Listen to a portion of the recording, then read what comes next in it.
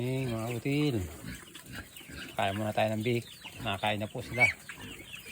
Ayan, kumakain na yung mga bik. Ito, pakakainin pa rin to. Yan po yung napakain na kanina eh. Yan po yung merienda na laang.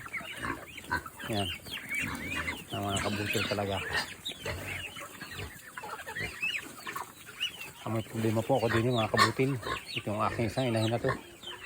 Wala, mga payat po. Walo po ang naging anak niya na yung wala na po. Mga payat. Ano, 3-5. Ayan, 3 ba? May 2 sabi na.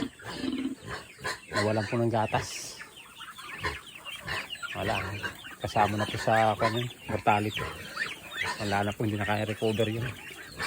At least to, may kumakain pong 2 na kapatid. Wala, makakuha nga po ako ng gulong. At din ko nga po sila pakakainin. Ayan, kumakain na po sila.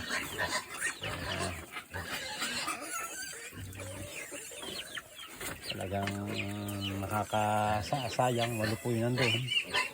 O dito namatay din na isa dito. Nakagat po ng bayawak. Sayang mga kabutin. Ano kayo? Kulang pa?